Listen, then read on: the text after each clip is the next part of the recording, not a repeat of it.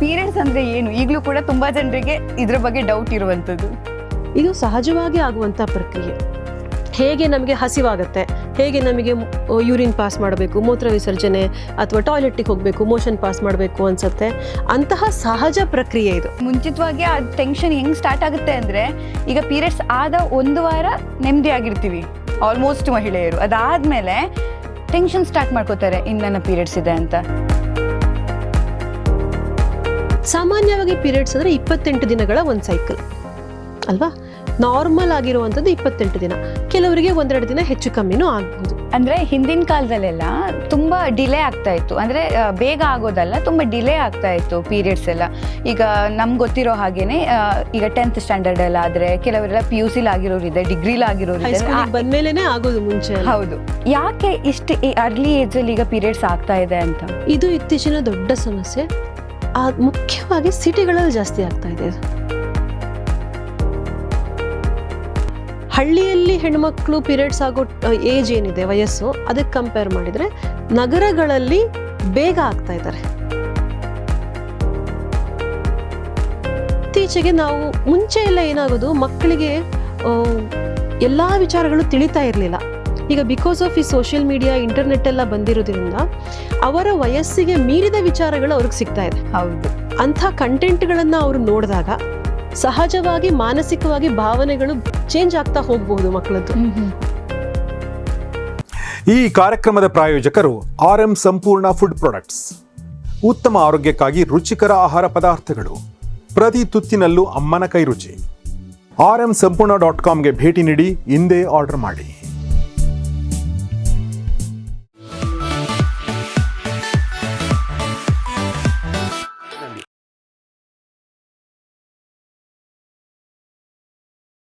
ವೀಕ್ಷಕರೇ ನಮಸ್ಕಾರ. ಗೌರಿ ಶಕ್ಕಿ ಸ್ಟುಡಿಯೋಗೆ ಆತ್ಮೀಯ ಸ್ವಾಗತ. ಗೌರಿ ಶಕ್ಕಿ ಸ್ಟುಡಿಯೋದ ಫ್ಯಾಮಿಲಿ ಡಾಕ್ಟರ್ ಕಾರ್ಯಕ್ರಮಕ್ಕೆ ಮತ್ತೊಮ್ಮೆ ಸ್ವಾಗತವನ್ನು ಬಯಸುತ್ತಾ, ಇವತ್ತಿನ ವಿಶೇಷ ಕಾರ್ಯಕ್ರಮ ಏನು ಅಂತ ಹೇಳಿದ್ರೆ, ಪೀರಿಯಡ್ಸ್ ಅಂದರೆ ಖಂಡಿತವಾಗ್ಲೂ ಕೆಲವರಿಗೆ ಗೊತ್ತಿದೆ, ಕೆಲವರಿಗೆ ಗೊತ್ತಿಲ್ಲ, ಕೆಲವರು ಗೊತ್ತಿದ್ದು ಗೊತ್ತಿಲ್ಲದ ಹಾಗೆ ಬದುಕ್ತಾ ಇದ್ದಾರೆ. ಈಗಲೂ ಕೂಡ ಪೀರಿಯಡ್ಸ್ ನಾರ್ಮಲ್ ಆಗಿಲ್ಲ, ಅಬ್ನಾರ್ಮಲ್ ಆಗೇ ಇರುವಂತಹ ಪರಿಸ್ಥಿತಿ ಇದೆ. ಯಾಕಂದರೆ ತುಂಬ ಜನರಿಗೆ ಅದರ ಬಗ್ಗೆ ಅಭಿಪ್ರಾಯ ಇನ್ನೂ ಬದಲಾಗಿಲ್ಲ. ಸರಿ, ಬದಲಾವಣೆ ತರೋಕ್ಕಾಗುತ್ತಾ ಇಲ್ವಾ ಅನ್ನೋ ವಿಚಾರ ಹೊರತಾಗಿ, ಪೀರಿಯಡ್ಸ್ ಈಗಂತೂ ಮಹಿಳೆಯರಿಗೆ ಅಂತ ಬರೋದಲ್ಲ, ಪುಟಾಣಿ ಮಕ್ಕಳಿಗೂ ಕೂಡ ಬರ್ತಾ ಇದೆ. ಅಂದರೆ ಯಾವ ಏಜಲ್ಲಿ ಬರಬೇಕಲ್ಲ ಆ ಏಜಲ್ಲಿ ಬರದೆ ಅರ್ಲಿ ಏಜಲ್ಲಿ ಬರ್ತಾ ಇದೆ. ಸೊ ಇದು ಯಾವ ಕಾರಣಕ್ಕಾಗಿ, ಮತ್ತು ಪೀರಿಯಡ್ಸ್ ಅಂದರೆ ಏನು, ಮಕ್ಕಳು ಇದನ್ನು ಹೇಗೆ ಕಲ್ತ್ಕೋತಾರೆ, ಮಕ್ಕಳಿಗೆ ಹೇಗೆ ಇದನ್ನು ಅಂದರೆ ಅಕ್ಸೆಪ್ಟ್ ಮಾಡುವಂಥ ಶಕ್ತಿ ಇರುತ್ತೆ, ಇಂಥದ್ದೆಲ್ಲ ವಿಚಾರಗಳಿದೆ. ಜೊತೆಗೆ ಅವರ ಫುಡ್ ಸ್ಟೈಲ್, ಲೈಫ್ ಸ್ಟೈಲ್ ಹೇಗಿರಬೇಕು, ಇದೆಲ್ಲ ವಿಚಾರಗಳನ್ನು ಇವತ್ತು ನಮ್ಮ ಜೊತೆ ಮಾತಾಡೋದಕ್ಕೆ ಫೇಮಸ್ ಆಗಿರುವಂತಹ ಯೋಗ ಮತ್ತು ಪ್ರಕೃತಿ ಚಿಕಿತ್ಸಾ ತಜ್ಞೆ ಸುವರ್ಣಿನಿ ಕೋಣಲೆ ಅವರಿದ್ದಾರೆ. ಅವರನ್ನು ಕಾರ್ಯಕ್ರಮಕ್ಕೆ ಆತ್ಮೀಯವಾಗಿ ಸ್ವಾಗತಿಸೋಣ. ಮೇಡಮ್, ಕಾರ್ಯಕ್ರಮಕ್ಕೆ ಸ್ವಾಗತ. ಧನ್ಯವಾದ. ಹೇಗಿದ್ದೀರಾ? ಆರಾಮಾಗಿದ್ದೀನಿ, ನೀವು ಹೇಗಿದ್ದೀರಾ? ನಾನು ಸೂಪರ್ ಆಗಿದ್ದೀನಿ. ಪೀರಿಯಡ್ಸ್ ಅಂದರೆ ಏನು? ಈಗಲೂ ಕೂಡ ತುಂಬ ಜನರಿಗೆ ಇದ್ರ ಬಗ್ಗೆ ಡೌಟ್ ಇರುವಂಥದ್ದು. ಜಗತ್ತಿನ ಪಾಪ್ಯುಲೇಷನ್ ತಗೊಂಡ್ರೆ ಅರ್ಧದಷ್ಟು ಗಂಡಸರು, ಅರ್ಧದಷ್ಟು ಹೆಣ್ಮಕ್ಳು ಅಂತ ಅಂದ್ಕೋಬೋದು ನಾವು, ಹೆಚ್ಚು ಕಮ್ಮಿ. ಆ ಅರ್ಧ ಪಾಪ್ಯುಲೇಷನ್ ಜಗತ್ತಿನದೇನಿದೆ ಅಷ್ಟು ಜನಕ್ಕೆ ಪೀರಿಯಡ್ಸ್ ಆಗತ್ತೆ, ಮುಟ್ಟಾಗತ್ತೆ. ಹೌದು. ಅದು ಇವತ್ತು ಹೊಸದಾಗಿ ಆರಂಭ ಆಗಿರೋದಿಲ್ಲ. ಮನುಷ್ಯ ಯಾವಾಗಿಂದ ಇದ್ದಾನೆ ಆವಾಗಿಂದ ಇದು ನಡೀತಾನೇ ಇದೆ.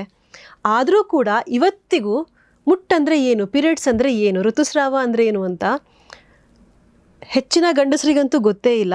ಹೆಣ್ಣು ಮಕ್ಕಳಿಗೂ ಕೂಡ ಅರ್ಥ ಮಾಡ್ಕೊಳ್ಳೋದು ಕಷ್ಟ ಆಗುತ್ತೆ. ಇದನ್ನು ಏನೋ ನಂಗೆ ಆಗ್ತಿದೆ, ಬಟ್ ಅದು ಯಾಕೆ ಆಗ್ತಿದೆ, ಏನಾಗ್ತಿದೆ, ಹೇಗಾಗ್ತಿದೆ, ಸಮಸ್ಯೆ ಏನು, ತುಂಬ ಜನಕ್ಕೆ ಗೊತ್ತಿಲ್ಲ. ಮೊದಲನೇದಾಗಿ ಪೀರಿಯಡ್ಸ್ ಅಂದರೆ ಏನು ಅಂತ ಒಂದು ಸ್ವಲ್ಪ ನೋಡೋಣ. ಸಾಮಾನ್ಯವಾಗಿ ಯಾವುದೇ ಹೆಣ್ಣು ಮಗು ಟೀನೇಜಿಗೆ ಬರುವ ಹೊತ್ತಿಗೆ, ಒಂದು 12 ವರ್ಷ ಆಗುವ ಹೊತ್ತಿಗೆ ಪೀರಿಯಡ್ಸ್ ಅಂತ ಶುರುವಾಗುತ್ತೆ, ಬ್ಲೀಡಿಂಗ್, ಋತುಸ್ರಾವ ಶುರುವಾಗುತ್ತೆ. ಹೇಗೆ ಶುರುವಾಗುತ್ತೆ ಅಂದರೆ, ದೇಹದಲ್ಲಿ ಹಾರ್ಮೋನ್ಗಳ ವ್ಯತ್ಯಾಸ ಆಗುತ್ತೆ. ಹಾರ್ಮೋನ್ಗಳು ಈಸ್ಟ್ರೋಜನ್ ಮತ್ತು ಪ್ರೊಜೆಸ್ಟೆರಾನ್ ಹಾರ್ಮೋನ್ ಏನಿದೆ ಅದು ಪೀರಿಯಡ್ಸ್ ಆಗೋದಕ್ಕೆ ಕಾರಣ ಆಗುತ್ತೆ. ಪೀರಿಯಡ್ಸ್ ಅಂದರೆ ಏನು? ಪೀರಿಯಡ್ಸ್ ಅಂದರೆ ಮುಖ್ಯವಾಗಿ ನಮಗೆ ಗೊತ್ತಿರಬೇಕಾಗಿದ್ದೇನು ಅಂದರೆ, ಗರ್ಭಧಾರಣೆಗೆ ಬೇಕಾಗುವಂಥ ಏನು ಪ್ರೊಸೆಸ್ ಗರ್ಭಕೋಶದಲ್ಲಿ ನಡೆಯುತ್ತೆ, ಪೀರಿಯಡ್ಸ್ ಅದಕ್ಕೆ ಸಂಬಂಧಪಟ್ಟಂಥದ್ದು. ಯಾವಾಗ ಗರ್ಭಧಾರಣೆ ಆಗೋದಿಲ್ಲ, ಏನು ಪ್ರಿಪ್ರೇಷನ್ ಆಗಿರುತ್ತೆ ಗರ್ಭಕೋಶದಲ್ಲಿ, ಅದನ್ನು ಹೊರಗಡೆ ಹಾಕಬೇಕಾಗತ್ತೆ ದೇಹ. Okay, that is periods. ಇನ್ನೊಂದು ಸ್ವಲ್ಪ ವಿವರವಾಗಿ ನೋಡೋದಾದರೆ, ಸಾಮಾನ್ಯವಾಗಿ ಪೀರಿಯಡ್ಸ್ ಅಂದರೆ 28 ದಿನಗಳ ಒಂದು ಸೈಕಲ್. ಅಲ್ವಾ. ನಾರ್ಮಲ್ ಆಗಿರುವಂಥದ್ದು 28 ದಿನ, ಕೆಲವರಿಗೆ 1-2 ದಿನ ಹೆಚ್ಚು ಕಮ್ಮಿನೂ ಆಗ್ಬೋದು. ತೀರಾ ಹೆಚ್ಚು ಕಮ್ಮಿ ಆದರೆ ಅದನ್ನು ನಾವು ಅಬ್ನಾರ್ಮಲ್ ಅಂತ ಕನ್ಸಿಡರ್ ಮಾಡಬೇಕಾಗತ್ತೆ. ಬಟ್ 28ನ ಒಂದು ಸ್ಟ್ಯಾಂಡರ್ಡ್ ಅಂತ ನಾವು ತಗೋತೀವಿ. ಹಾಗೆ ತಗೊಂಡಾಗ 28 ದಿನವನ್ನು ನಾವು 4 ಭಾಗವಾಗಿ ವಿಭಾಗ ಮಾಡ್ಬೋದು. ಮೊದಲನೇದು ಮೆನ್ಸ್ಟ್ರುಯೇಷನ್, ಮೊದಲನೇ ದಿನದಿಂದ 4ನೇ ದಿನ ಅಥವಾ 5ನೇ ದಿನದ ತನಕ. ಅಂದರೆ ಪೀರಿಯಡ್ಸ್ ಸಾಮಾನ್ಯವಾಗಿ 3ರಿಂದ 7 ದಿನದ ತನಕನೂ ಇರಬಹುದು. ಅದು ವ್ಯಕ್ತಿಯಿಂದ ವ್ಯಕ್ತಿಗೆ ಬೇರೆ ಬೇರೆ ಆಗುತ್ತೆ, ಎಲ್ರಿಗೂ ಒಂದೇ ಥರ ಏನಿರೋದಿಲ್ಲ. ಕೆಲವರಿಗೆ 3 ದಿನದೊಳಗಡೆ ನಿಂತು ಹೋಗುತ್ತೆ, ಕೆಲವರಿಗೆ 6 ದಿನ 7 ದಿನವೂ ಬ್ಲೀಡಿಂಗ್ ಇರೋದಿದೆ. ಎಲ್ಲವೂ ಕೂಡ ನಾರ್ಮಲ್. ಅಂದರೆ ಆ ನಾರ್ಮಲ್ ಅನ್ನೋದಕ್ಕೆ ಏನೇನು ಪಾಯಿಂಟ್ಸ್ ಇದೆ, ಅಂಶಗಳಿದೆ, ಅದರ ಅಂಡರಲ್ಲಿ ಬಂದರೆ ನಾರ್ಮಲ್. ಸೊ ಆ ಮೊದಲನೇ ಹಂತದಲ್ಲಿ ಪೀರಿಯಡ್ಸ್ ಏನಾಗುತ್ತೆ 3ರಿಂದ 6 ದಿನ 7 ದಿನದ ತನಕನೂ. ಅಲ್ಲಿ ಏನಾಗುತ್ತೆ, ಗರ್ಭಕೋಶದ ಒಳಗಡೆ ಏನು ಒಂದು ಲೇಯರ್ ಬೆಳೆದಿರುತ್ತೆ, ಒಂದು ಸಣ್ಣ ಟಿಶ್ಯೂ ಅಂಗಾಂಶ ಸೆಲ್ಸ್ ಬೆಳೆದಿರುತ್ತೆ, ಎಂಡೋಮೆಟ್ರಿಯಮ್ ಅಂತ ಹೇಳ್ತೀವಿ. ಅದು ರಕ್ತ ಮತ್ತು ಸಣ್ಣ ಸಣ್ಣ ಟಿಶ್ಯೂಗಳು ದೇಹದಿಂದ ಹೊರಗೆ ಹೋಗುವಂಥದ್ದು. ಅದಾದ ಮೇಲೆ ಬರೋವಂಥದ್ದು ಪ್ರೊಲಿಫರೇಟಿವ್ ಫೇಸ್ ಅಂತ ನಾವು ಮೆಡಿಕಲ್ ಟರ್ಮಲ್ಲಿ ಹೇಳುವಂಥದ್ದು. ಆ ಹಂತದಲ್ಲಿ ಏನಾಗುತ್ತೆ, ಮುಂದಿನ ಸೈಕಲಲ್ಲಿ ಗರ್ಭಧಾರಣೆಗೆ ಬೇಕಾದಂಥ ಸಿದ್ಧತೆಯನ್ನು ದೇಹ ಮಾಡ್ಕೊಳ್ಳುತ್ತೆ. ಓಕೆ, ಆಯಿತಾ. ಅಂದರೆ ಆ ಗರ್ಭಕೋಶದ ಒಳಗೆ ಅಕಸ್ಮಾತ್ ಗರ್ಭಧಾರಣೆ ಆದರೆ ಒಂದು ಭ್ರೂಣ ಬೆಳಿಬೇಕಾದ್ರೆ ಏನೆಲ್ಲ ವಾತಾವರಣ ಬೇಕು ಅಲ್ಲಿ, ಅದಕ್ಕೆ ಬೇಕಾಗಿರುವಂಥ ಒಂದು ಎಂಡೋಮೆಟ್ರಿಯಮ್ ಅಂದರೆ ಗರ್ಭಕೋಶದ ಒಳಗಿನ ಜೀವಕೋಶ ಟಿಶ್ಯೂ, ಅದು ಸಾಫ್ಟಾಗಿ ಡೆವಲಪ್ ಆಗುತ್ತೆ. ಆ ಭ್ರೂಣ ಬಂದು ಅಟ್ಯಾಚ್ ಆಗೋದಕ್ಕೆ ಅದಕ್ಕೆ ಸಂಬಂಧಪಟ್ಟದ್ದೆಲ್ಲ ಆಗತ್ತೆ. ಅದರ ಜೊತೆಗೆ ಈಸ್ಟ್ರೋಜನ್ ಅಂತ ಒಂದು ಹಾರ್ಮೋನ್ ಇದೆ, ಅದು ಜಾಸ್ತಿ ಆಗುತ್ತೆ ನಮ್ಮ ದೇಹದಲ್ಲಿ. ಓವರಿ ಅಂತ ಇದೆ. ಈಗ ಗರ್ಭಕೋಶದ ಪಕ್ಕದಲ್ಲಿ ಓವರಿ ಅಂತ, ಅಂಡಾಶಯ ಅಂತ ಹೇಳ್ತೀವಿ ಕನ್ನಡದಲ್ಲಿ. ಅದರಲ್ಲಿ ಓವಮ್ ಅಂತ ಹೇಳ್ತೀವಿ ನಾವು, ಎಗ್, ಅದು ಬೆಳವಣಿಗೆ ಆಗುತ್ತೆ. ಅದು ತಿಂಗಳಿಗೆ 1 ಡೆವಲಪ್ ಆಗೋದು, ತಿಂಗಳಿಗೆ 1. ಅದರಲ್ಲಿ ಅಂಡಾಶಯದಲ್ಲಿ ತುಂಬ ಅಂಡಾಶಯಗಳು ಇಮ್ಮೆಚ್ಯೂರ್ ಸ್ಟೇಟಲ್ಲಿ ಇರುತ್ತೆ, ಆಲ್ರೆಡಿ ಇರುತ್ತೆ, ಇಮ್ಮೆಚ್ಯೂರ್ ಆಗಿರುತ್ತೆ, ಮೆಚ್ಯೂರ್ ಆಗಿರಲ್ಲ. ತಿಂಗಳಿಗೆ 1 ಮೆಚ್ಯೂರ್ ಆಗ್ತಾ ಹೋಗುತ್ತೆ. ಆಯ್ತಾ. 2 ಅಂಡಾಶಯ ಇದೆ, ಯಾವ್ದಾದ್ರು 1ರಿಂದ 1 ಮೆಚ್ಯೂರ್ ಆಗುತ್ತೆ. ಆ ಪೀರಿಯಡ್ಸ್ ಮುಗಿದ ಮೇಲೆ ಈ ಹಾರ್ಮೋನ್ಗಳು ಏನು ಮಾಡುತ್ತೆ ಅಂದರೆ, ಆ ಅಂಡಾಶಯದಲ್ಲಿ ಆ ಓವಮ್ ಅಥವಾ ಎಗ್ ಏನಿದೆ, ಅಂಡಾಣು ಅಂತ ಹೇಳ್ತೀವಿ, ಅದು ಡೆವಲಪ್ ಆಗೋದಕ್ಕೆ, ಮೆಚ್ಯೂರ್ ಆಗೋದಕ್ಕೆ ಆರಂಭ ಮಾಡುತ್ತೆ. ಅದು ತಿಂಗಳ 14ನೇ ದಿನ, ಈಗ 28 ದಿನದ ಸೈಕಲ್ ಅಂತ ಆದರೆ 14ನೇ ದಿನಕ್ಕೆ ಓವ್ಯುಲೇಷನ್ ಅಂತ ಹೇಳ್ತೀವಿ. ಅಂದರೆ ಆ ಒಂದು ಮೆಚ್ಯೂರ್ ಆದಂಥ ಅಂಡಾಣು ಬಿಡುಗಡೆ ಆಗುತ್ತೆ ಅಲ್ಲಿಂದ. ಒಂದು ಸಣ್ಣ ಚೀಲದ ಥರ, ಸ್ಯಾಕ್ ಥರ ಇರುತ್ತೆ, ಒಂದು ವಾಟರ್ ಬಾಲ್ ಥರ ಅಂತ ಅನ್ಬೋದು ನಾವು. ಅದರೊಳಗಡೆ ಬೆಳೆಯುತ್ತೆ, ಅದು ಓಪನ್ ಆಗುತ್ತೆ, ಒಡೆದು ಹೊರಗಡೆ ಬರುತ್ತೆ ಅಂಡಾಣು. ಅದರಿಂದ ಹೊರಗಡೆ ಬಂದು ಗರ್ಭಕೋಶಕ್ಕೆ ಕನೆಕ್ಟ್ ಮಾಡುವಂಥ ಒಂದು ಟ್ಯೂಬ್ ಇರುತ್ತೆ, ಫೆಲೋಪಿಯನ್ ಟ್ಯೂಬ್ ಅಂತ, ಅದರ ಮೂಲಕ ಒಳಗಡೆ ಬರುತ್ತೆ. ಅದೊಂದು ಪ್ರೊಸೆಸ್ ಇದೆ ಅಲ್ಲಿಂದ. ಆ ಅಂಡಾಶಯದಿಂದ ಏನು ಆ ಒಂದು ವಾಟರ್ ಬಾಲ್ ಥರ ಒಂದು ಸಣ್ಣ ಸ್ಟ್ರಕ್ಚರ್ ಇರುತ್ತೆ, ಫಾಲಿಕಲ್ ಅಂತ ಹೇಳ್ತೀವಿ, ಅದು ಒಡೆದು ಅಂಡಾಣು ಹೊರಗಡೆ ಬಂದಾಗ ಫೆಲೋಪಿಯನ್ ಟ್ಯೂಬ್ನ ತುದಿಯಲ್ಲಿ ಬೆರಳುಗಳ ಥರದ ಸ್ಟ್ರಕ್ಚರ್ ಇರುತ್ತೆ, ನಾವು ಅದಕ್ಕೆ ಫಿಮ್ರಿಯೆ ಅಂತ ಮೆಡಿಕಲ್ ಟರ್ಮ್ನಲ್ಲಿ ಹೇಳುವಂಥದ್ದು. ಅದು ಅದನ್ನು ಒಳಗಡೆ ತಗೊಳುತ್ತೆ. ಆ ಸಣ್ಣ ಟ್ಯೂಬ್ ಇರುತ್ತೆ, ಅದರೊಳಗಡೆ ಹೋಗಿ ಕೂತ್ಕೊಳ್ಳುತ್ತೆ ಅಂಡಾಣು. ಗರ್ಭಧಾರಣೆ ಆದರೆ, ಅಂದರೆ ಯಾವುದೇ ಲೈಂಗಿಕ ಕ್ರಿಯೆ ನಡೆದ್ರೆ ವೀರ್ಯಾಣು ಬಂದಿರುತ್ತೆ. ಸೊ ಅದು ಒಳಗಡೆ ಏನು ಗರ್ಭಕೋಶದ ಒಳಗಡೆ ಬಂದು ಫೆಲೋಪಿಯನ್ ಟ್ಯೂಬಿಗೆ ಬಂದು ಅಂಡಾಣು ಜೊತೆ ಸೇರುತ್ತೆ. ಆಮೇಲೆ ಮುಂದಿನ ಗರ್ಭಧಾರಣೆ ಪ್ರೊಸೆಸ್ ನಡೆಯುತ್ತೆ. ಅದು ಆಗದೇ ಇದ್ದಾಗ ಏನಾಗುತ್ತೆ, ಆ ಅಂಡಾಣು ಅಲ್ಲಿರುತ್ತಲ್ಲ, ಅದು ಅಲ್ಲೇ ಇರುತ್ತೆ, ಎಲ್ಲೂ ಹೋಗಲ್ಲ. ಈ ಗರ್ಭಕೋಶದಲ್ಲಿ ಏನು ಡೆವಲಪ್ಮೆಂಟ್ ಆಗಿರುತ್ತೆ ಗರ್ಭಧಾರಣೆಗೋಸ್ಕರ, ಅದು ಹಾಗೆ ಉಳಿಸ್ಕೊಳ್ಳುತ್ತೆ. ಗರ್ಭಕೋಶ ವೇಟ್ ಮಾಡುತ್ತೆ ಒಂದಷ್ಟು ದಿನ, ಆಯ್ತಾ. ಅದಾದ್ಮೇಲೆ ಇಲ್ಲ ಗರ್ಭಧಾರಣೆ ಆಗಿಲ್ಲ ಅನ್ನೋದು ಯಾವಾಗ ಸಿಗ್ನಲ್ ಗೊತ್ತಾಗುತ್ತೆ, ಇವಾಗ ಅದನ್ನ ಇಷ್ಟು ಪ್ರಿಪರೇಷನ್ ಮಾಡಿರೋದೆಲ್ಲ ಮುಗಿದು ಆಯ್ತಲ್ಲ, ಇನ್ನು ಅದನ್ನ ಹೊರಗಡೆ ಹಾಕಬೇಕು ದೇಹದಿಂದ. ಯಾಕಂದ್ರೆ ಗರ್ಭಧಾರಣೆ ಆಗಿಲ್ಲ, ಸೊ ಆ ಕುಷನ್ ಯೂಸ್ ಇಲ್ಲ, ನೆಕ್ಸ್ಟ್ ಸೈಕಲ್ಗೆ ಮತ್ತೆ ಹೊಸದಾಗಿ ಸೃಷ್ಟಿ ಮಾಡ್ಕೋಬೇಕು. ಸೊ ಏನಾಗುತ್ತೆ, ನಮ್ಮ ದೇಹ ಈಸ್ಟ್ರೋಜನ್ ಅನ್ನೋ ಹಾರ್ಮೋನ್ ಕಡಿಮೆ ಆಗುತ್ತೆ. ಪ್ರೊಜೆಸ್ಟೆರಾನ್ ಅನ್ನೋ ಹಾರ್ಮೋನ್ ಅದು ಒಂದು ಲೆವೆಲಲ್ಲಿ ಮೇಂಟೈನ್ ಮಾಡುತ್ತೆ. ಯಾಕಂದ್ರೆ ಪ್ರೆಗ್ನೆನ್ಸಿಯನ್ನ ಮೇಂಟೈನ್ ಮಾಡೋದಕ್ಕೆ ಪ್ರೊಜೆಸ್ಟೆರಾನ್ ಬೇಕು, ಅದು ಕಡಿಮೆ ಆಗಬಾರ್ದು. ಸೊ ಅದು ಆ ಓವ್ಯುಲೇಷನ್ ಆಗಬೇಕಾದ್ರೆ, ಓವ್ಯುಲೇಷನ್ ಆದಮೇಲೆ ಕೂಡ ಅದು ಹಾಗೇ ಮೇಂಟೈನ್ ಆಗಿರುತ್ತೆ. ಬಟ್ ಯಾವಾಗ ಪ್ರೆಗ್ನೆನ್ಸಿ ಆಗಿಲ್ಲ, ತಿಂಗಳ ಕೊನೆಗೆ ಆ ಪ್ರೊಜೆಸ್ಟೆರಾನ್ ಕಡಿಮೆ ಆಗ್ತಾ ಆಗ್ತಾ ಆಗ್ತಾ ಹೋಗುತ್ತೆ. ಪ್ರೊಜೆಸ್ಟೆರಾನ್ ಕಡಿಮೆ ಆದಾಗ ಬ್ಲೀಡಿಂಗ್ ಶುರುವಾಗುತ್ತೆ. 28ನೇ ದಿನ, 1-2 ದಿನ ಹೆಚ್ಚು ಕಮ್ಮಿನೂ ಆಗ್ಬೋದು, ಡಿಪೆಂಡಿಂಗ್ ಆನ್ ದ ಇಂಡಿವಿಜುವಲ್. ಆವಾಗ ಬ್ಲೀಡಿಂಗ್ ಆಗುವಾಗ ಗರ್ಭಕೋಶ ಸ್ವಲ್ಪ ಏನು ಹೀಗೆ ಕಂಟ್ರಾಕ್ಷನ್ ಆಗೋದು ಅಂತೀವಲ್ಲ, ಆ ಥರ ಆಗಿ ರಕ್ತ ಮತ್ತು ಆ ಟಿಶ್ಯೂ ಅಲ್ಲಿಂದ ಹೊರಗಡೆ ಹೋಗುತ್ತೆ. ಇದು ಸಹಜವಾಗಿ ಆಗುವಂಥ ಪ್ರಕ್ರಿಯೆ. ಹೇಗೆ ನಮಗೆ ಹಸಿವಾಗುತ್ತೆ, ಹೇಗೆ ನಮಗೆ ಯೂರಿನ್ ಪಾಸ್ ಮಾಡಬೇಕು, ಮೂತ್ರ ವಿಸರ್ಜನೆ ಅಥವಾ ಟಾಯ್ಲೆಟ್ಟಿಗೆ ಹೋಗಬೇಕು, ಮೋಷನ್ ಪಾಸ್ ಮಾಡಬೇಕು ಅನ್ಸುತ್ತೆ, ಅಂತಹ ಸಹಜ ಪ್ರಕ್ರಿಯೆ ಇದು. ಇದು ಒಂದು ರೋಗ ಅಲ್ಲ. ಪೀರಿಯಡ್ಸ್ ಅನ್ನೋದು ರೋಗ ಅಲ್ಲ. ತುಂಬ ಜನ ಹೆಣ್ಮಕ್ಳು ಏನು ಅಂದ್ಕೋತಾರೆ, ಪೀರಿಯಡ್ಸ್, ಅಯ್ಯೋ ನಂಗೆ ಪೀರಿಯಡ್ಸ್ ಆಗೋಯ್ತು, ನಾನು ಹೆಣ್ಣಾಗಿ ಹುಟ್ಟಲೇಬಾರ್ದಿತ್ತು, ಇದೆಲ್ಲ ತುಂಬ ಜನಕ್ಕೆ ಅನ್ಸುತ್ತೆ. ನಮಗೆ ಪೀರಿಯಡ್ಸಲ್ಲಿ ಸಮಸ್ಯೆ ಇದೆ ಇವಾಗ, ಇಲ್ಲ ಅಂತ ಹೇಳಲ್ಲ, ಆದರೆ ಪೀರಿಯಡ್ಸ್ ಆಗೋದೇ ಸಮಸ್ಯೆ ಅಲ್ಲ. ನಾನು ಯಾವಾಗಲೂ ಹೇಳ್ತೀನಿ, ಪೀರಿಯಡ್ಸ್ನ ನಾವು ಆರೋಗ್ಯವನ್ನು ಹಾಳು ಮಾಡ್ಕೊಳ್ಳೋದ್ರಿಂದ ಈ ಸಮಸ್ಯೆಗಳೆಲ್ಲ ಬಂದಿದೆ ಹೊರತು ಪೀರಿಯಡ್ಸ್ ಅನ್ನೋದು ಕೆಟ್ಟದ್ದಲ್ಲ. ಇಡೀ ಜಗತ್ತು ಮನುಷ್ಯ ಮುಂದುವರಿಬೇಕು ಅಂದರೆ ಪೀರಿಯಡ್ಸ್ ಆಗಲೇಬೇಕು ಹೆಣ್ಮಕ್ಳಿಗೆ, ಅಲ್ವಾ? ಸೊ ನಾನು ಯಾವಾಗಲೂ ಹೇಳೋದೇನು ಅಂದರೆ, ಈ ಒಂದು ಸ್ಪೆಷಲ್ ಕೆಪಾಸಿಟಿ ನಮಗೆ ಮಾತ್ರ ಇರೋದು ಹೆಣ್ಮಕ್ಳಿಗೆ, ಅಲ್ವಾ? ಹೌದು. ಅಂದ್ರೆ ನೀವು ಹೇಳ್ತೀರಾ ಅಲ್ವಾ, ಇದು ನಾರ್ಮಲ್, ಬಟ್ ಅದನ್ನ ನಾವು ಅಷ್ಟು ಇದ್ರಾಗ ತಗೊಳ್ತೀವಿ ಅಂತ. ನಿಜವಾಗ್ಲೂ ಯೋಚನೆ ಮಾಡಿ, ಪೀರಿಯಡ್ಸ್ಗಿಂತ ಒಂದು ವಾರ ಮುಂಚಿತವಾಗೇ ಸ್ಟಾರ್ಟ್ ಆಗುತ್ತೆ. ನನ್ನ ಪೀರಿಯಡ್ಸ್ ಬರುತ್ತೆ, ಯಾವ್ದಾದ್ರು ಫಂಕ್ಷನ್ ಇರ್ಲಿ, ಯಾವ್ದಾದ್ರು ಪ್ರೋಗ್ರಾಮ್ ಇರ್ಲಿ, ಅದು ಕ್ಯಾನ್ಸಲ್ ಮುಂಚಿತವಾಗಿ. ಅಂಡ್ ಮುಂಚಿತವಾಗಿ ಆ ಟೆನ್ಷನ್ ಹೆಂಗ್ ಸ್ಟಾರ್ಟ್ ಆಗುತ್ತೆ ಅಂದ್ರೆ, ಈಗ ಪೀರಿಯಡ್ಸ್ ಆದ ಒಂದು ವಾರ ನೆಮ್ಮದಿ ಆಗಿರ್ತೀವಿ ಆಲ್ಮೋಸ್ಟ್ ಮಹಿಳೆಯರು. ಅದಾದ್ಮೇಲೆ ಟೆನ್ಷನ್ ಸ್ಟಾರ್ಟ್ ಮಾಡ್ಕೋತಾರೆ, ಇನ್ನು ನನ್ನ ಪೀರಿಯಡ್ಸ್ ಇದೆ ಅಂತ. ಸೊ ಅದನ್ನ ಹೇಗೆ ಕನ್ವೆ ಮಾಡಬೇಕು ಅನ್ನೋದು ನಿಮ್ಗೆ ಹೆಂಗ್ ಅನ್ಸುತ್ತೆ ಅದನ್ನ ಕನ್ವೆ ಮಾಡ್ಬೇಕು, ಇದು ನಾರ್ಮಲ್ ಅಂತ? ಯಾಕಂದ್ರೆ ಮಹಿಳೆಯರೇ ಒಪ್ಕೊಳ್ಳೋದಕ್ಕೆ ರೆಡಿ ಇಲ್ಲ ಇದನ್ನ ನಾರ್ಮಲ್ ಅಂತ. ಹೌದು, ಪೀರಿಯಡ್ಸ್ ಅನ್ನೋದೇ ದೊಡ್ಡ ಸಮಸ್ಯೆ. ನಾವು ಸೋಷಿಯಲ್ ಮೀಡಿಯಾದಲ್ಲಿ ತುಂಬ ಬರುತ್ತೆ ಇವಾಗ. ಏನು ಅಂದರೆ, ಒಂದು ತಿಂಗಳಲ್ಲಿ 4 ವಾರ ಇರುತ್ತೆ, ಬರೀ 1 ವಾರ ಮಾತ್ರ ಹೆಣ್ಮಕ್ಳು ನಾರ್ಮಲ್ ಆಗಿರ್ತಾರೆ, 1 ವಾರ ಪೀರಿಯಡ್ಸಲ್ಲಿ ಹೋಗುತ್ತೆ, 1 ವಾರ ಪ್ರಿಮೆನ್ಸ್ಟ್ರಲ್ ಸಿಂಡ್ರೋಮಲ್ಲಿ ಹೋಗುತ್ತೆ, ಇನ್ನೊಂದು ವಾರ ಇನ್ ಪೀರಿಯಡ್ಸ್ ಬರುತ್ತೆ ಅನ್ನೋ ಟೆನ್ಷನಲ್ಲಿ ಹೋಗುತ್ತೆ ಅನ್ನೋದು. ಇದೆಲ್ಲ ನ್ಯಾಚುರಲ್ ಅಲ್ಲ, ನಾರ್ಮಲ್ ಅಲ್ಲ. ಇದು ನಾವು ಕ್ರಿಯೇಟ್ ಮಾಡ್ಕೊಂಡಿರೋ ಅಂಥದ್ದು. ಒಂದು ಮಾನಸಿಕವಾಗಿ ಯಾವುದ್ರ ಬಗ್ಗೆ ಜಾಸ್ತಿ ಭಯ ಪಡ್ತೀವಿ, ಯೋಚನೆ ಮಾಡ್ತೀವಿ, ನಮಗದು ಹಾಗೆ ಅನ್ಸಕ್ಕೆ ಶುರುವಾಗುತ್ತೆ. ಅಷ್ಟು ಭಯ ಪಡುವಂಥ ಅಗತ್ಯ ಇಲ್ಲ. ಇನ್ನೊಂದು, ಸಹಜ ಪ್ರಕ್ರಿಯೆನ ನಾವು ಹಾಳು ಮಾಡ್ಕೊಂಡಿರೋ ಅಂಥದ್ದು due to our lifestyle. ಹಾಗಾಗಿ ಇದ್ರ ಬಗ್ಗೆ ವಿವರವಾಗಿ ಆಮೇಲೆ ಮಾತಾಡೋಣ ನಾವು, ಏನೇನು ಸಮಸ್ಯೆಗಳು ಬರುತ್ತೆ, PMS ಅಂದರೆ ಏನು ಅಂತ. ಸೊ ಇವಾಗ ಏನು ಅಂದರೆ, ಪೀರಿಯಡ್ಸ್ ಅಂದರೆ ಏನು ಅಂತ. It is A very normal process. 28 ದಿನಗಳ ಸೈಕಲ್ ಇರುತ್ತೆ. ಪೀರಿಯಡ್ಸ್ ಆರಂಭ ಆದಾಗ ಸಾಧಾರಣ 12-13 ವರ್ಷಕ್ಕೆ ಆರಂಭ ಆಗುತ್ತೆ. 16 ವರ್ಷದ ತನಕ ಅಥವಾ 17 ಕೆಲವರಿಗೆ ಒಂದು ಸ್ವಲ್ಪ ಹೆಚ್ಚು ಕಮ್ಮಿ ಆಗುತ್ತೆ. ಅವರ ಜೆನೆಟಿಕ್ಸು, ಅಟ್ಮಾಸ್ಫಿಯರ್, ಎನ್ವಿರಾನ್ಮೆಂಟಲ್ ಫ್ಯಾಕ್ಟರ್ಸ್ ಎಲ್ಲ ಇರುತ್ತೆ. ಸೊ ಆ ಪೀರಿಯಡಲ್ಲಿ ಪೀರಿಯಡ್ಸ್ ಶುರುವಾಗುತ್ತೆ. ಪೀರಿಯಡ್ಸ್ ಆರಂಭ ಆದ ಮೊದಲ 1 ಅಥವಾ 2 ವರ್ಷ ಅನೋವ್ಯುಲೇಟರಿ ಸೈಕಲ್ ಅಂತ ನಾವು ಹೇಳ್ತೀವಿ ಅದಕ್ಕೆ ಮೆಡಿಕಲ್ ಟರ್ಮಲ್ಲಿ. ಅಂದರೆ ಈ ಓವ್ಯುಲೇಷನ್ ಅಂತ ನಾನು ಏನು ಹೇಳಿದೆ, ಒಂದು ಅಂಡಾಣು, ಒಂದು ಓವಮ್ ರಿಲೀಸ್ ಆಗುತ್ತೆ ಪ್ರತಿ ತಿಂಗಳು ಅಂತ. ಆ ಪ್ರೊಸೆಸ್ ಇನ್ನೂ ಶುರುವಾಗಿರಲ್ಲ ಮೊದಲ ಆರಂಭದಲ್ಲಿ, ಅಷ್ಟೊಂದು ಸರಿಯಾಗಿ ರೆಗ್ಯುಲರ್ ಆಗಿ ಆಗ್ತಾ ಇರಲ್ಲ. ಅದು ಸೈಕಲ್ ರೆಗ್ಯುಲರ್ ಬರಬೇಕು ಅಂತ ಆದರೆ ಒಂದು ವರ್ಷ ಆದರೂ ತಗೊಳುತ್ತೆ, ಕೆಲವರಿಗೆ 2 ವರ್ಷದ ತನಕನೂ ತಗೊಳತ್ತೆ. ಹಾಗಾಗಿ ಆರಂಭದ 6 ತಿಂಗಳು, 1 ವರ್ಷ, ತುಂಬ ಜನ ತಾಯಂದ್ರು ಹೇಳ್ತಾರೆ, ನನ್ನ ಮಗಳಿಗೆ ಏಪ್ರಿಲಲ್ಲಿ ಆಯಿತು, ಆಮೇಲೆ ಡಿಸೆಂಬರ್ ತನಕ ಆಗಲೇ ಇಲ್ಲ ಅಂತ. So it is fine. ಮೊದಲ 1 ವರ್ಷದ ತನಕ ಆ ಥರ ಆಗದೇ ಇದ್ರೆ, ಬೇರೇನೂ ಸಮಸ್ಯೆಗಳಿಲ್ಲ ಅಂದರೆ ಡೋಂಟ್ ವರಿ ಅಬೌಟ್ ಇಟ್. 1 ವರ್ಷ ಅಥವಾ 2 ವರ್ಷದ ಒಳಗಡೆ ಅದು ರೆಗ್ಯುಲರ್ ಸೈಕಲಿಗೆ ಬರುತ್ತೆ.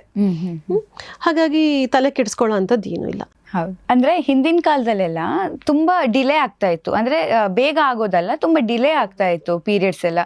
ಈಗ ನಮ್ಗೆ ಗೊತ್ತಿರೋ ಹಾಗೇನೆ, ಈಗ 10th ಸ್ಟ್ಯಾಂಡರ್ಡ್ ಎಲ್ಲ ಆದ್ರೆ, ಕೆಲವರೆಲ್ಲ PUC ಆಗಿರೋರಿದೆ, ಡಿಗ್ರಿಲ್ ಆಗಿರೋರಿದೆ, ಬಂದ್ಮೇಲೆನೆ ಆಗೋದು ಮುಂಚೆ. ಹೌದು, ಅದೊಂದು ಟೈಮಿಂಗ್ಸ್ ಗೊತ್ತಿತ್ತು. ಲೇಟ್ ಆದ್ರೆ ಯಾರು ಟೆನ್ಷನ್ ಮಾಡ್ತಿರ್ಲಿಲ್ಲ, ಓಕೆ ತುಂಬಾ ಜನ ಲೇಟು ಆಗ್ತಿದ್ರೆ ಅಂತ. ಬಟ್ ಇವಾಗ ಲೇಟ್ ಅಲ್ಲ, ಕಂಪ್ಲೀಟ್ ಉಲ್ಟಾ, ಅರ್ಲಿ ಎಲ್ಲರೂ ಕೂಡ ಬೇಗ ಪೀರಿಯಡ್ಸ್ ಆಗ್ತಾ ಇದ್ದಾರೆ. ಆ ಮಕ್ಕಳಿಗಂತೂ ಅನ್ಸುತ್ತೆ, ಈಗ ನಮಗೆ ಇಷ್ಟು ಅದರದ್ದು ಎಕ್ಸ್ಪೀರಿಯನ್ಸ್ ಹೇಳಿ, ಒಂದು 6 years 5 years ಎಕ್ಸ್ಪೀರಿಯನ್ಸ್ ಇದ್ರೂ ಕೂಡ, ಹೇಗೆ ಅದನ್ನು ನಾವು ಕಂಟ್ರೋಲ್ ಮಾಡ್ಕೋಬೇಕು ಅಂತ ಗೊತ್ತಿದ್ರು ಕೂಡ ಸ್ಟಿಲ್ ಆ ಒಂದು ಫೀಲಿಂಗ್ ಇದೆ, ಪೀರಿಯಡ್ಸ್ ಅಂದರೆ ಭಯ ಇರುತ್ತೆ. ಇಷ್ಟು ಪುಟಾಣಿ ಮಕ್ಕಳಿಗೆ ನಾಲೆಜು ಇರೋದಿಲ್ಲ, ಗೊತ್ತೂ ಇರೋದಿಲ್ಲ. ಯಾಕೆ ಇಷ್ಟು ಅರ್ಲಿ ಏಜಲ್ಲಿ ಈಗ ಪೀರಿಯಡ್ಸ್ ಆಗ್ತಾ ಇದೆ ಅಂತ? ಇದು ಇತ್ತೀಚಿನ ದೊಡ್ಡ ಸಮಸ್ಯೆ. ಮುಖ್ಯವಾಗಿ ಸಿಟಿಗಳಲ್ಲಿ ಜಾಸ್ತಿ ಆಗ್ತಾ ಇದೆ. ಸ್ಟ್ಯಾಟಿಸ್ಟಿಕ್ಸ್ ಏನು ಸ್ಟಡಿ ಮಾಡಿದ್ದಾರೆ ಅದ್ರ ಪ್ರಕಾರ ಹಳ್ಳಿಯಲ್ಲೂ ಆಗ್ತಾ ಇದೆ ಬೇಗ, ಆದರೆ ಕಂಪೇರ್ ಮಾಡಿದ್ರೆ, ಎರಡಕ್ಕೂ ಹೋಲ್ಸ್ ನೋಡಿದ್ರೆ, ಹಳ್ಳಿಯಲ್ಲಿ ಹೆಣ್ಮಕ್ಳು ಪೀರಿಯಡ್ಸ್ ಆಗೋ ಏಜ್ ಏನಿದೆ, ವಯಸ್ಸು, ಅದಕ್ಕೆ ಕಂಪೇರ್ ಮಾಡಿದರೆ ನಗರಗಳಲ್ಲಿ ಬೇಗ ಆಗ್ತಾ ಇದ್ದಾರೆ. ಇದು ಒಂದು ಸ್ಟ್ಯಾಟಿಸ್ಟಿಕ್ಸ್. ಅದಕ್ಕೆ ಕಾರಣ ಏನು ಅಂದರೆ ವಾತಾವರಣ, ಮತ್ತೊಂದು ಲೈಫ್ ಸ್ಟೈಲ್. ಸೊ ಒಂದು ನಗರಗಳಲ್ಲಿ, ಇನ್ನೊಂದು ಅಧ್ಯಯನದ ಪ್ರಕಾರ ಸೋಷಿಯೋ ಎಕನಾಮಿಕ್ ಕ್ಲಾಸ್ ಯಾರ್ದು ಜಾಸ್ತಿ ಹೈ ಇರುತ್ತೆ, ಸ್ವಲ್ಪ ಶ್ರೀಮಂತಿಕೆ ಜಾಸ್ತಿ ಇರುವಂಥದ್ದು ಅಥವಾ ಕಂಫರ್ಟ್ನೆಸ್ ಜಾಸ್ತಿ ಇದೆ ಅಂಥ ಹೆಣ್ಮಕ್ಳಲ್ಲಿ ಬೇಗ ಆಗೋದು ಜಾಸ್ತಿ ಅಂತ ಸ್ಟ್ಯಾಟಿಸ್ಟಿಕ್ಸ್ ಪ್ರಕಾರ ಇರುವಂಥದ್ದು. ಅದು ಒಂದು. ಈಗ ತೀರಾ ಬಡತನದಲ್ಲಿರೋರು, ಆ ಥರ ಇದ್ದವರಿಗೆ ಸ್ವಲ್ಪ ಕಡಿಮೆ ಅಂತ. ಆದರೆ ಎಕ್ಸಾಕ್ಟ್ಲಿ ಹೀಗೆ ಅಂತ ಹೇಳೋದು ಸ್ವಲ್ಪ ಕಷ್ಟ. ಯಾಕೆಂದರೆ ಸ್ಲಮ್ನಲ್ಲಿರುವಂಥವರು 7 ವರ್ಷಕ್ಕೆ ಹೆಣ್ಮಗು ಆಗಿರೋದು ನಾನು ನೋಡಿದ್ದೀನಿ. 8 ವರ್ಷಕ್ಕೆ 10 ವರ್ಷಕ್ಕೆ ಆಗಿರೋದು ಇದೆ ಕೆಲವೊಂದು ಕೇಸಸ್ಸು. ಸೊ ಹಾಗಾಗಿ 100% ಹೀಗೇನೆ ಅಂತ ಹೇಳೋದು ಸ್ವಲ್ಪ ಕಷ್ಟ, ಬಟ್ ಅದೊಂದು ಸ್ಟಡಿ ಇದೆ ಆ ಥರ. ಮೇ ಬಿ ಲಕ್ಸುರಿ ಲೈಫ್ ಹೌದು. ಅವ್ರಿಗೆ ಫುಡ್, ಅವರ ಲೈಫ್ ಸ್ಟೈಲ್ ಬೇರೆ ಇರುತ್ತೆ, ಫಿಸಿಕಲ್ ಆಕ್ಟಿವಿಟೀಸ್ ಕಡಿಮೆ ಇರುತ್ತೆ, ಆ ಥರದ್ದೆಲ್ಲ ಇರುತ್ತೆ. ಮುಖ್ಯವಾಗಿ ಹೇಳೋದಾದ್ರೆ ಒಂದು ಜೆನೆಟಿಕ್ ಫ್ಯಾಕ್ಟರ್ ಇದೆ. ಹೌದು, ಅದು ಒಂದು ಇದ್ದೇ ಇದೆ, ಯಾವತ್ತೂ ಇರುತ್ತೆ. ಅವರ ತಾಯಿಗಿರ್ಬೋದು, ಚಿಕ್ಕಮ್ಮ, ದೊಡ್ಡಮ್ಮ, ಅಜ್ಜಿ, ಈ ಥರ ಯಾವುದು ತಂದೆ ಕಡೆಯಿಂದ ಅಥವಾ ತಾಯಿ ಕಡೆಯಿಂದ ಯಾರಿಗೇ ಆದರೂ ಆ ಥರದ್ದೊಂದು ಹೆರಿಡಿಟರಿ ಫ್ಯಾಕ್ಟರ್ ಇದ್ದರೆ ಅದು ಒಂದು ಕನ್ಸಿಡರ್ ಆಗುತ್ತೆ. ಅದು ಅಬ್ನಾರ್ಮಲ್ ಅಲ್ಲ, ನಾರ್ಮಲ್ ಆಗಿ ಅವರ ವಂಶದಲ್ಲಿ ನಡ್ಕೊಂಡು ಬಂದಿರುತ್ತೆ. ಆ ಥರ ಬೇಗ ಆಗುವಂಥದ್ದು ಏನೂ ಮಾಡೋಕ್ಕಾಗಲ್ಲ. ಏನಾಗುತ್ತೆ, ಹಾರ್ಮೋನಲ್ ವೇರಿಯೇಷನ್ ಆಗುತ್ತೆ. ಯಾವುದೋ ಮೆಡಿಕಲ್ ಕಾರಣಕ್ಕೆ ಯಾವುದೋ ಹಾರ್ಮೋನ್ ಹೆಚ್ಚು ಕಮ್ಮಿ ಆಗಿರಬಹುದು ದೇಹದಲ್ಲಿ, ಅದರಿಂದ ಆಗಿರಬಹುದು. ಇನ್ನು ಕೆಲವೊಂದ್ಸಲ ಈ ಹಾರ್ಮೋನನ್ನು ಉತ್ಪಾದನೆ ಮಾಡುವಂಥ ಗ್ರಂಥಿಗಳಲ್ಲಿ ಏನೋ ಅಬ್ನಾರ್ಮ್ಯಾಲಿಟಿ ಇರಬಹುದು, ಅಥವಾ ಬ್ರೈನಲ್ಲಿ ಯಾವುದೋ ಒಂದು ಸಣ್ಣ ಅಬ್ನಾರ್ಮಲ್ ಗ್ರೋತ್ ಇದ್ರೆ ಅದು ಸ್ಟಿಮ್ಯುಲೇಟ್ ಮಾಡುತ್ತೆ ಅವಾಗ ಹಾರ್ಮೋನ್ ರಿಲೀಸ್ ಮಾಡೋದಕ್ಕೆ. ಇದೆಲ್ಲ ಮೆಡಿಕಲ್ ಕಾರಣಗಳು. ಅದಲ್ಲದೆ ಜನರಲ್ ಆಗಿ ಈಗ ಹೆಚ್ಚು ಸಮಸ್ಯೆ ಆಗ್ತಿರೋದು ಏನು ಅಂದ್ರೆ ಲೈಫ್ ಸ್ಟೈಲ್. ನಾವು ಎಲ್ಲಿ ಹೋದ್ರೂ ಮತ್ತೆ ಅಲ್ಲಿಗೆ ಬರ್ತೀವಿ, ಎಕ್ಸೆಪ್ಟ್ ಫಾರ್ ಜೆನೆಟಿಕ್ಸ್ ಮತ್ತೆ ಮೆಡಿಕಲ್ ರೀಸನ್ಸ್ ಬಿಟ್ರೆ ಮತ್ತೆ ಎಲ್ಲದಕ್ಕೂ ಮುಖ್ಯ ಕಾರಣ ಇದೇ ಆಗಿರುತ್ತೆ. ಸೊ ಲೈಫ್ ಸ್ಟೈಲ್ ಅಲ್ಲಿ ಹೇಳುವಾಗ ಒಬೆಸಿಟಿ ಇರುವಂಥ ಮಕ್ಕಳಿಗೆ, ಒಬೆಸಿಟಿ ಅಂದ್ರೆ ಬೊಜ್ಜು, ಅತಿಯಾದ ಬೊಜ್ಜು, ಓವರ್ ವೇಟ್ ಇರುವಂಥದ್ದು, ಇಂಥ ಮಕ್ಕಳಿಗೆ ಆ ಸಾಧ್ಯತೆಗಳು ಜಾಸ್ತಿ ಇರುತ್ತೆ, ಬೇಗ ಮುಟ್ಟಾಗುವಂಥದ್ದು ಇದು. ಇನ್ನೊಂದು ಫುಡ್ ಹ್ಯಾಬಿಟ್, ಮೋಸ್ಟ್ ಇಂಪಾರ್ಟೆಂಟ್. ನಾವೇನು ಮಾಡ್ತಾ ಇದ್ದೀವಿ ಈಗ, ನಾವು ತಿನ್ನುವ ಆಹಾರದಲ್ಲಿ ನ್ಯಾಚುರಲ್ ಆಗಿ ಸಿಗುವಂಥ ಆಹಾರ ದ್ರವ್ಯಗಳು ತುಂಬ ಕಡಿಮೆ. ಕಡಿಮೆ ಅನ್ನೋದಕ್ಕಿಂತ ಅದನ್ನು ಪ್ರೊಸೆಸ್ ಮಾಡೇ ತಗೋತೀವಿ ನಾವು. ಪ್ರೊಸೆಸ್ಡ್ ಫುಡ್ಗಳು ಜಾಸ್ತಿ ಇದೆ. ಯಾವುದೋ ಒಂದು ಫ್ಯಾಕ್ಟ್ರಿಯಲ್ಲಿ ಒಂದಷ್ಟು ಪ್ರೊಸೆಸ್ಗಳಾಗಿ ಅದಕ್ಕೇನೋ ಒಂದಷ್ಟು ಸೇರಿಸಿ ಅದಕ್ಕೆ ಪ್ರಿಸರ್ವೇಟಿವ್ಸ್ ಆಗಿರ್ಬೋದು, ಪೆಸ್ಟಿಸೈಡ್ಸ್ ಸೇರಿರುತ್ತೆ, ಎಲ್ಲೋ ಒಂದು ಕಡೆ ಪ್ರಿಸರ್ವೇಟಿವ್ಸ್ ಹಾಕಿರ್ತಾರೆ, ಆರ್ಟಿಫಿಷಿಯಲ್ ಕಲರ್ಸ್ ಆಗಿರ್ಬೋದು, ಇಂಥದ್ದೆಲ್ಲ ಸೇರಿ, ಫ್ಲೇವರ್ಸ್, ಇದೆಲ್ಲ ಸೇರಿ ಬಂದಂಥ ಫುಡ್. ಈ ಪ್ರೊಸೆಸ್ಡ್ ಫುಡ್ಗಳಲ್ಲಿ ಹಾಕಿರುವಂಥ ಕೆಮಿಕಲ್ಸ್ ಏನಿದೆ, ಆರ್ಟಿಫಿಷಿಯಲ್ ಕಲರ್ಸು, ಇದೆಲ್ಲ ಒಂದಲ್ಲ ಒಂದು ರೀತಿಯಲ್ಲಿ ನಮ್ಮ ದೇಹದ ಒಳಗಡೆ ಹಾರ್ಮೋನಲ್ ಇಂಬ್ಯಾಲೆನ್ಸ್ ಉಂಟು ಮಾಡುತ್ತೆ. ಸೊ ಈ ಚಿಕ್ಕ ಮಕ್ಕಳ ಅಂತ ಆಹಾರಗಳು ಜಾಸ್ತಿ ಹೋದಾಗ ಅದ್ರ ಜೊತೆಗೆ ಪೆಸ್ಟಿಸೈಡ್ಸ್ ಕೂಡ, ತುಂಬ ಪೆಸ್ಟಿಸೈಡ್ಸ್ ಕೂಡ ಹಾರ್ಮೋನಲ್ ಇಂಬ್ಯಾಲೆನ್ಸ್ ಮಾಡುತ್ತೆ. ಅದು ನಮ್ಮ ಕೈಯಲ್ಲಿ ಅವಾಯ್ಡ್ ಮಾಡೋಕ್ಕಾಗಲ್ಲ, ಯಾಕೆಂದ್ರೆ ತರಕಾರಿ ಅಥವಾ ಯಾವುದೇ ಧಾನ್ಯ ಬೆಳೀತಾ ಇರೋರು ನಾವಲ್ಲ, ನಮ್ಮ ಕೈಯಲ್ಲಿ ಇಲ್ಲ, ಏನೂ ಮಾಡೋಕ್ಕಾಗಲ್ಲ. ಆ ವಸ್ತುಗಳು ನಮ್ಮ ದೇಹಕ್ಕೆ ಹೋದಾಗ ಅದು ಹಾರ್ಮೋನಲ್ ಇಂಬ್ಯಾಲೆನ್ಸ್ ಉಂಟು ಮಾಡುತ್ತೆ, ಮಕ್ಕಳಿಗೆ ಬೇಗ ಮುಟ್ಟಾಗತ್ತೆ. ಇದು ಒಂದು. ಇನ್ನೊಂದು, ನಾವು ಬಳಸ್ತಾ ಇರುವಂತಹ ಪ್ಲಾಸ್ಟಿಕ್, ನಾವು ಎಷ್ಟು ಬೇಡ ಅಂತ ಅಂದ್ರೂ ಅವಾಯ್ಡ್ ಮಾಡೋಕ್ಕೆ ಸಾಧ್ಯವೇ ಇಲ್ಲದಂಥದ್ದು. ಪ್ಲಾಸ್ಟಿಕ್ದು ಒಂದು ಗುಣ ಏನಿದೆ ಅಂದರೆ, ಅದು ಈಸ್ಟ್ರೋಜನ್ ಅಂತ ನಾನಾಗ ಹಾರ್ಮೋನ್ ಹೇಳಿದೆ, ಅದು ಈ ಪೀರಿಯಡ್ಸ್ ಆಗೋದಕ್ಕೆ ಇದಕ್ಕೆಲ್ಲ ಕಾರಣ ಆಗಿರುವಂಥದ್ದು. ಆ ಹಾರ್ಮೋನನ್ನು ಮಿಮಿಕ್ ಮಾಡುವಂಥ, ಅದ್ರ ಥರನೇ ವರ್ತನೆ ಮಾಡುವಂಥ ಕೆಲವು ಕೆಮಿಕಲ್ಸನ್ನು ಪ್ಲಾಸ್ಟಿಕ್ ರಿಲೀಸ್ ಮಾಡುತ್ತೆ. ಸೊ ಈಗ ನೀವು ಯೋಚನೆ ಮಾಡಿ, ನಾವು ಪ್ಲಾಸ್ಟಿಕ್ ಬಾಟ್ಲಲ್ಲಿ ನೀರು ಇಟ್ಕೊಂಡು ಕುಡಿತೀವಿ, ನೀರು ಅಥವಾ ಏನಾದರೂ ಆಗಿರ್ಬೋದು, ಅಥವಾ ಪ್ಲಾಸ್ಟಿಕ್ ಕಂಟೈನರಲ್ಲಿ ಬಿಸಿ ಬಿಸಿ ಆಹಾರ ಹಾಕಿ ಇಟ್ಟಿರ್ತೀವಿ. ಆಹಾರ ಬಿಸಿಯಾಗಿದ್ದಾಗ ಯಾವಾಗ ಪ್ಲಾಸ್ಟಿಕಲ್ಲಿ ಹಾಕಿ ಇಡ್ತೀವಿ, ಆ ಕೆಮಿಕಲ್ ಲೀಚಿಂಗ್ ಅಂತ ಹೇಳ್ತೀವಿ, ಕೆಮಿಕಲ್ ಬಿಡುಗಡೆ ಆಗ್ತಾ ಹೋಗುತ್ತೆ ಆಹಾರಕ್ಕೆ. ಸೊ ಆ ಕೆಮಿಕಲ್ಸ್ ಏನು ಮಾಡುತ್ತೆ, ದೇಹದ ಒಳಗಡೆ ಹೋದಾಗ ಈಸ್ಟ್ರೋಜನ್ ಥರ ಬಿಹೇವ್ ಮಾಡೋಕ್ಕೆ ಶುರು ಮಾಡುತ್ತೆ. ಸೊ ದೇಹದಲ್ಲಿ ಸಹಜವಾಗಿ ಈಸ್ಟ್ರೋಜನ್ ಇನ್ನೂ ಅಷ್ಟೊಂದು ಪ್ರೊಡ್ಯೂಸ್ ಆಗಿರಲ್ಲ ಅಂತ ಅಂದ್ಕೊಳ್ಳಿ, ಬಟ್ ನಾವು ಆರ್ಟಿಫಿಷಿಯಲ್ ಆಗಿ ಯಾವುದೋ ಒಂದು ಕಾರಣದಿಂದ ಹೋಗುತ್ತೆ. ಆಹಾರದ ಮೂಲಕನೇ ಅಲ್ಲ, ನಾವು ಬಳಸುವ ವಸ್ತುಗಳಲ್ಲಿ ಇರಬಹುದಲ್ಲ, ಪ್ಲಾಸ್ಟಿಕ್ ವಸ್ತುಗಳನ್ನು ಬಳಸ್ತೀವಿ ನಾವು, ತುಂಬ ಹಾಕೋತೀವಿ, ಬಳೆ ಹಾಕೋಬಹುದು. ಈವನ್ ನಾವು ಹಾಕೋ ಬಟ್ಟೆ ಯಾವುದು ನ್ಯಾಚುರಲ್ ಅಲ್ಲ, ಅಂದರೆ ಈಗ ಹತ್ತಿ ಬಟ್ಟೆ ಇರಬಹುದು, ರೇಷ್ಮೆ ಇರಬಹುದು, ಅಥವಾ ಯಾವುದೋ ಗಿಡದ ನಾರಿನಿಂದ ತಯಾರಿಸಿದ್ದು, ಈಗ ಲಿನಿನ್ ಅಂತೆಲ್ಲ ಬರುತ್ತಲ್ಲ, ಅಂಥದ್ದು ಬಿಟ್ಟು ನ್ಯಾಚುರಲ್ ಅಲ್ಲದೆ ಇರೋ ಬಟ್ಟೆಗಳು ಏನಿದೆ, ಈ ಅನ್ಯಾಚುರಲ್ ಸಿಂಥೆಟಿಕ್ ಬಟ್ಟೆಗಳೇನಿದೆ, ಇದೆಲ್ಲವೂ ಈ ನೈಲಾನ್ ಅಂತ ಏನು ಬಳಸ್ತೀವಿ, ಇದೆಲ್ಲ ಬೇಸಿಕಲಿ ಪ್ಲಾಸ್ಟಿಕ್ದೇ ಇನ್ನೊಂದು ರೂಪ. ಸೊ ಆ ಬಟ್ಟೆಯನ್ನು ಧರಿಸ್ತೀವಿ ನಾವು, ಹಗಲು ರಾತ್ರಿ ಹಾಕೊಂಡಿರ್ತೀವಿ ಅದನ್ನ, ಅದು ನಮ್ಮ ಮೇಲೆ ಪರಿಣಾಮ ಬೀರದೇ ಇರೋ ಸಾಧ್ಯತೆ ಇರುತ್ತಾ? ಖಂಡಿತ ಬೀರಿರತ್ತಲ್ವಾ. ಸೊ ಏನಾಗುತ್ತೆ, ಈಸ್ಟ್ರೋಜನ್ ಅಥವಾ ಈ ಹಾರ್ಮೋನ್ಗಳನ್ನ ಮಿಮಿಕ್ ಮಾಡುವ ಸಬ್ಸ್ಟೆನ್ಸಸ್ ಯಾವಾಗ ನಮ್ಮ ದೇಹಕ್ಕೆ ಸೇರುತ್ತೆ, ಅಲ್ಲಿ ಮೆನಾರ್ಕಿ ಅಂತ ಹೇಳ್ತೀವಿ, ಮೊದಲ ಸಲ ಮುಟ್ಟಾಗೋದನ್ನ. ಸೊ ಆ ಸಾಧ್ಯತೆಗಳು ಜಾಸ್ತಿ ಇದೆ. ಇನ್ನೂ ಒಂದು ಕಾರಣ ಏನಿರಬಹುದು ಅಂತ ಅಂದರೆ, ಇತ್ತೀಚೆಗೆ ನಾವು ಮುಂಚೆ ಎಲ್ಲ ಏನಾಗೋದು, ಮಕ್ಕಳಿಗೆ ಎಲ್ಲ ವಿಚಾರಗಳು ತಿಳಿತಾ ಇರಲಿಲ್ಲ. ಈಗ ಬಿಕಾಸ್ ಆಫ್ ಈ ಸೋಷಿಯಲ್ ಮೀಡಿಯಾ, ಇಂಟರ್ನೆಟ್ ಎಲ್ಲ ಬಂದಿರೋದ್ರಿಂದ ಅವರ ವಯಸ್ಸಿಗೆ ಮೀರಿದ ವಿಚಾರಗಳು ಅವ್ರಿಗೆ ಸಿಗ್ತಾ ಇದೆ. ಅಲ್ವಾ? ಅಂಥ ಕಂಟೆಂಟ್ಗಳನ್ನು ಅವರು ನೋಡಿದಾಗ ಸಹಜವಾಗಿ ಮಾನಸಿಕವಾಗಿ ಭಾವನೆಗಳು ಚೇಂಜ್ ಆಗ್ತಾ ಹೋಗಬಹುದು ಮಕ್ಕಳದ್ದು. ಅದು ಕೂಡ ಹಾರ್ಮೋನಲ್ ಸೆಕ್ರೇಷನ್ ಮೇಲೆ ಪರಿಣಾಮ ಬೀರ್ಬೋದು. ಹಾಗಂದ್ರೆ ಭಾವನೆ ಬದಲಾವಣೆ ಆದ್ರೂ ಕೂಡ ಅದು ಹಾರ್ಮೋನ್ಸ್ ಆಗ್ಬೋದು. ಸೊ ಈಗ ಮಕ್ಕಳಿಗೆ ಈಗ ನೀವು ಕಂಟೆಂಟ್ ರಿಸ್ಟ್ರಿಕ್ಷನ್ಸ್ ಇಲ್ವೇ ಇಲ್ಲ. ಎಷ್ಟು ಚಿಕ್ಕ ಮಕ್ಕಳಾದ್ರೂ ಸೋಷಿಯಲ್ ಮೀಡಿಯಾ ಅದು ಇಂಟರ್ನೆಟ್ ಅಲ್ಲಿ ಏನ್ ಬೇಕಾದ್ರೂ ಸಿಕ್ಕಿಬಿಡುತ್ತೆ. ನಾವೆಷ್ಟು ಪೇರೆಂಟಲ್ ಕಂಟ್ರೋಲ್ ಹಾಕಿದ್ರು ಏನ್ ಹಾಕಿದ್ರು ಅವರ ವಯಸ್ಸಿಗೆ ಮೀರಿದ ವಿಚಾರಗಳು ಅದು ಆ ಒಂದು ಹಾರ್ಮೋನಲ್ ಡೆವಲಪ್ಮೆಂಟ್ಗೆ ಅಥವಾ ಫಿಸಿಕಲ್ ಡೆವಲಪ್ಮೆಂಟ್ಗೆ ಕಾರಣ ಆಗಬಹುದು. ಈ ಕಾರ್ಯಕ್ರಮದ ಪ್ರಾಯೋಜಕರು RM ಸಂಪೂರ್ಣ ಫುಡ್ ಪ್ರಾಡಕ್ಟ್ಸ್. ಉತ್ತಮ ಆರೋಗ್ಯಕ್ಕಾಗಿ ರುಚಿಕರ ಆಹಾರ ಪದಾರ್ಥಗಳು, ಪ್ರತಿ ತುತ್ತಿನಲ್ಲೂ ಅಮ್ಮನ ಕೈರುಚಿ. rmsampurna.comಗೆ ಭೇಟಿ ನೀಡಿ, ಇಂದೇ ಆರ್ಡರ್ ಮಾಡಿ.